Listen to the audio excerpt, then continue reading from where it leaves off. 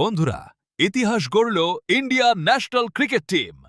ICC men's টি-20 world cup 2026 ফাইনালে নিউজিল্যান্ডকে হারিয়ে চ্যাম্পিয়ন হলো ভারত। নিউজিল্যান্ড ন্যাশনাল ক্রিকেট টিমের বিরুদ্ধে ফাইনালে প্রথমে ব্যাট করে ভারত তোলে বিশাল 255 রান 5 উইকেটে, যা টি-20 বিশ্বকাপ ফাইনালের ইতিহাসে সবচেয়ে বড় স্কোর। এই ম্যাচের নায়ক ছিলেন সঞ্জু স্যামসন।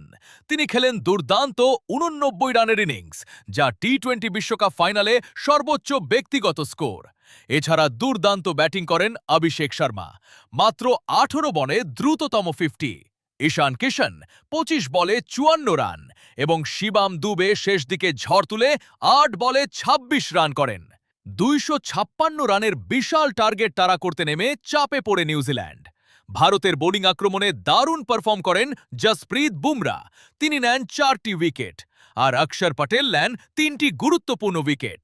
শেষ পর্যন্ত নিউজিল্যান্ড বড় ব্যবধানে ম্যাচ হেরে যায়, আর ভারত জিতে নেয় টি-20 বিশ্বকাপ 2026 ট্রফি। এই জয়ের মাধ্যমে ভারত তৃতীয়বার টি-20 বিশ্বকাপ জিতে ইতিহাস তৈরি করল। ক্রিকেটের এমন আরও আপডেট পেতে ভিডিওটি লাইক ও চ্যানেলটি সাবস্ক্রাইব করতে ভুলবেন না।